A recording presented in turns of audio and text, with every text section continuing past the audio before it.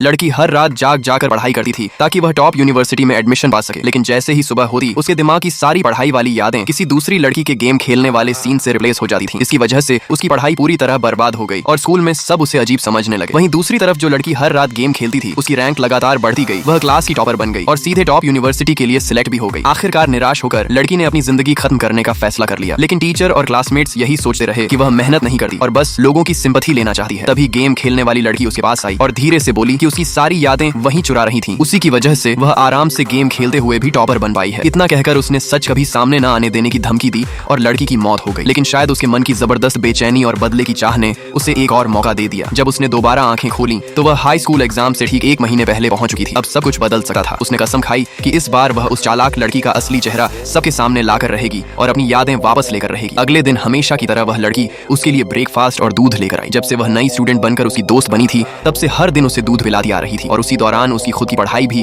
अचानक बहुत तेज हो गई थी। इसलिए लड़की को शक हुआ कि शायद दूध में ही कोई राज छिपा है। उसने खुशी दिखाते हुए दूध ले लिया लेकिन चुके से वॉशरूम में जाकर उसे फेंक दिया। क्लास में लौटने पर दूसरी लड़की ने खाली पैकेट देकर संतोष की मुस्कान दी। थोड़ी देर बाद हिंदी की क्लास में टीचर ने अचानक उसे खड़ा करके पाठ सुनाने को कहा। सभी को यकीन था कि वह कुछ नहीं बोल पाएगी, लेकिन इस बार उसने पूरी कविता बिना रुके सुना दी। अब उसे पूरा भरोसा हो गया कि उसकी यादें चुराने का राज दूध में नहीं था। तभी उसने देखा कि दूसरी लड़की उसके ऊपर हंस रही है। कुछ देर बाद अचानक लड़की अजीब तरह से गाने गाने लगी और टीचर ने उसे खूब डांटा। उसी समय उसकी नजर दूसरी लड़की पर गई जो चोरी छिपे अपना फोन ड्रॉर में रख रही थी। उसे समझ आ गया कि इसके पीछे उसी का हाथ है। अब सच जानने के लिए उसने उसकी हर हरकत पर नजर रखनी शुरू कर दी। एक दिन स्पोर्ट्स पीरियड में उसने देखा कि वह लड़की चुके से क्लासरूम में वापस गई और उसकी डेस्क के पास कुछ कर रही थी। उसके जाते ही वह दौड़कर वहां पहुंची और तलाश करने लगी। तभी उसे एक रहस्यमय कार्ड मिला जिस पर शैतान की तस्वीर बनी थी और जो जबरदस्ती होने वाले असमान सौदे का प्रतीक था। उसे लगा यही उसकी यादें चोरी होने की असली वजह है। उसने बिना देर किए कार्ड को टुकड़े टुकड़े कर दिया। जैसे ही कार्ड फटा उसे अपने शरीर से कोई भारी बोझ उतरता महसूस हुआ। उधर अगले ही दिन जब कुछ स्टूडेंट्स उस चालाक लड़की से पढ़ाई के सवाल पूछने पहुंचे तो वह एक भी जवाब ठीक से नहीं दे पाई और बुरी तरह हकलाने लगी। लाइक सब्सक्राइब कर देना, भगवान आपको बहुत खुशी देगा।